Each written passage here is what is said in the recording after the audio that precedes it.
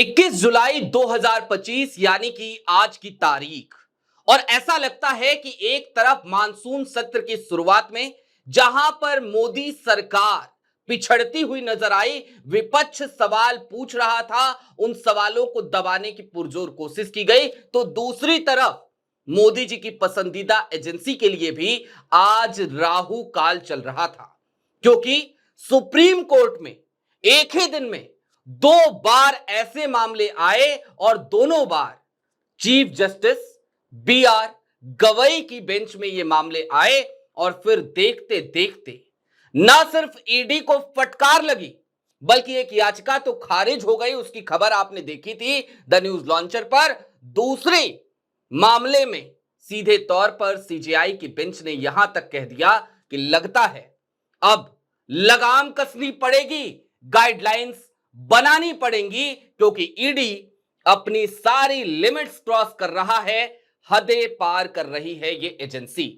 सारी बातें जरा तफसील से करेंगे और समझने की कोशिश करेंगे कि मोदी जी की पसंदीदा एजेंसी यानी कि प्रवर्तन निदेशालय जब वो बेलगाम हो चली है, तो क्या अब उस पर लगाम सुप्रीम कोर्ट कसेगा और सीजेआई बी आर गवई कसेंगे?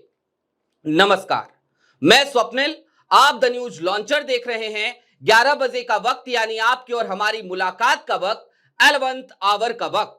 और 11th आवर में आज बात उन फैसलों की, उन दो फैसलों की जिन फैसलों ने आज मोदी जी की ईडी की भारी फजीहत कराई है।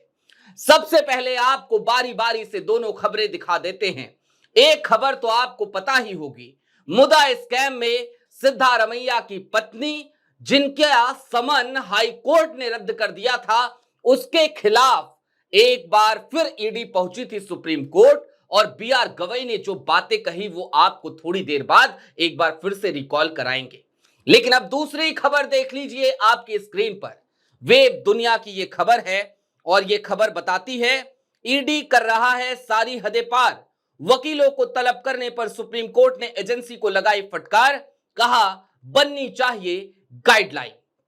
अब उस खबर की तरफ लौट आइए जिस खबर से हम इस वीडियो की शुरुआत करने जा रहे हैं। उसके बाद बात करेंगे लगाम कसने की और बेलगाम होते इस एजेंसी की, प्रवर्तन निदेशालय की। लेकिन सबसे पहले अपनी स्क्रीन पर लाइव लॉ का एक ट्वीट देख लीजिए। Let political battles be fought in the electorate, why are you being used? सीधा सा सवाल था सीजेआई के बेंच की तरफ से कि जो राजनीतिक लड़ाई है उसको पॉलिटिकल पार्टियों तक सीमित रहने दीजिए, आप इस्तेमाल क्यों हो रहे हैं? और जब सीजेआई गवई ये कह रहे थे कि आप इस्तेमाल क्यों हो रहे हैं, तो आप इसका मतलब भली भांति समझ सकते हैं। नीचे देखिए इसी ट्वीट में लिखा गया है जो सीजेआई ने कहा, mister Raju, please don't ask us to open our mouth, otherwise we will be forced to make some harsh comments about the ED. Unfortunately, I have some experience in Maharashtra. You don't perpetuate this violence across the country now. Let the political battle be fought before the electorate. Why are you being used as a ... question marks? SC dismisses the ED's appeal. पूरा मामला क्या था और क्या कहा CJI ने?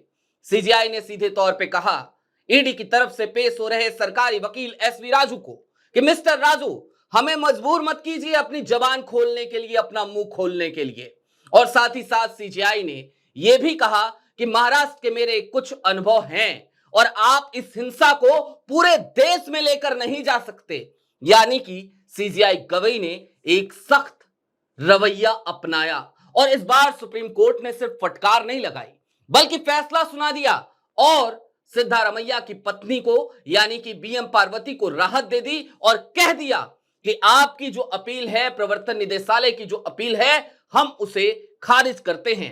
हालांकि इस मामले में ईडी की तरफ से पेश हो रहे वकील यानी कि एसवी राजू ने यहां तक कहा अंत में, जब उन्हें लगा कि सीजेआई की बेंच एक अलग ही रुख अख्तियार कर चुकी है, तो उन्होंने कहा कि हम अपनी याचिका को वापस ले लेते हैं। वो इज्जत बचाकर भागना चाहते थे, लेकिन सीजेआई बी आर गवई इसके लिए तैयार नहीं थे। उन्होंने कहा कोई जरूरत नहीं है, हम याचिका ही खारिज कर रहे हैं और याचिका खारिज कर दी गई।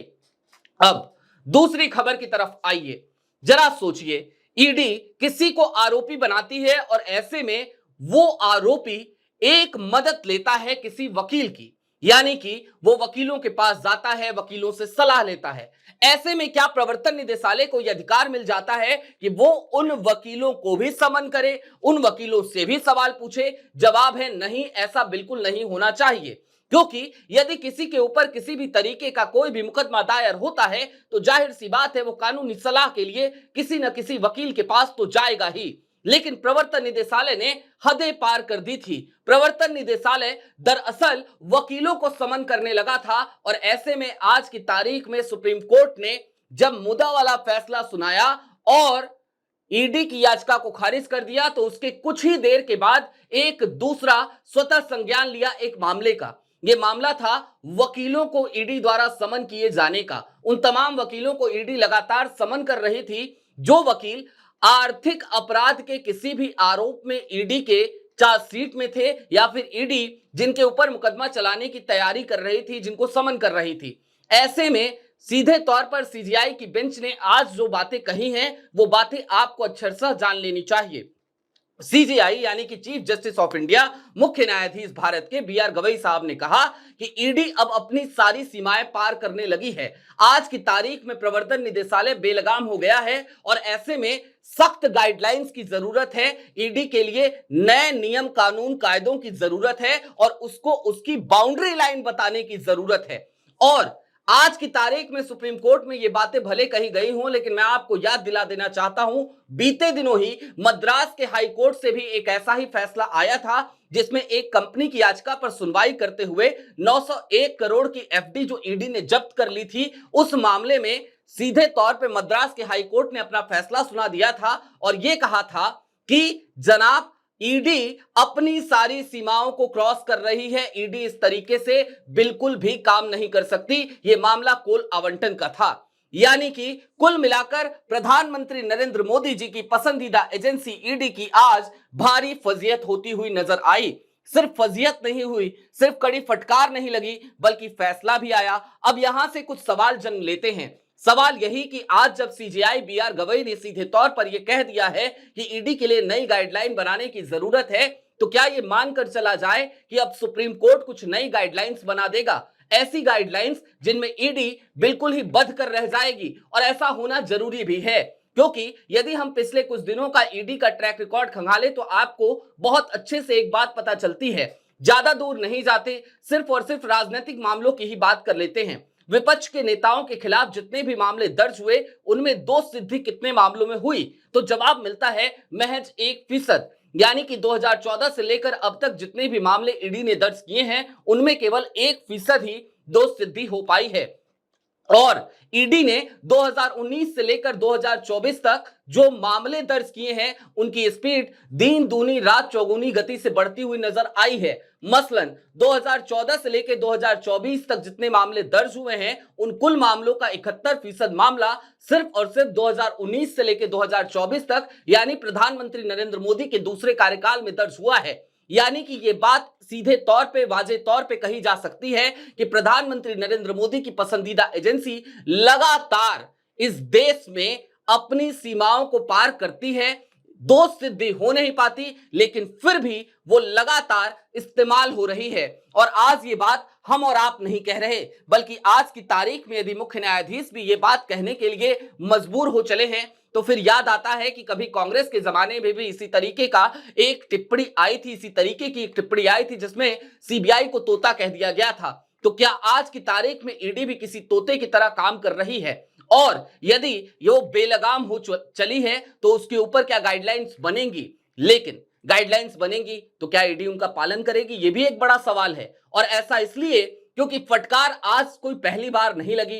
बात इतर है, आज फटकार लगने के साथ फैसला भी आया। लेकिन इससे पहले जरा याद कीजिए, मद्रास के हाई कोर्ट का मामला अभी आपको बताया, बॉम्बे हाई कोर्ट ने 1 लाख रुपए का जुर्माना लगाया था, सुप्रीम कोर्ट में दर्जनों बार ईडी को फटकार लग चुकी है। इन सब के बावजूद लगातार ईडी अपने रवैये पे कायम रहती है और खास तौर पर चुनावी मौसमों में या फिर कि राजनीति के आधार पर बनी हुई परिस्थितियों में वो और ज्यादा तेजी से सक्रिय होती हुई नजर आती है। लेकिन हाँ, यदि सुप्रीम कोर्ट ने आज फैसला सुनाया है तो सुप्रीम कोर्ट को धन्यवाद देना चाहिए, सीजीआई बीआर गवई को धन्यवाद देना चाहिए कि उन्होंने कम से कम बेलगाम हुई ईडी के सामने एक नजीर तो पेश करी और कह तो दिया कि जो कर रहे हो गलत कर रहे हो और लोकतांत्रिक व्यवस्था में हम ऐसा नहीं चलने देंगे क्योंकि हम हैं संविधान के रक्षक।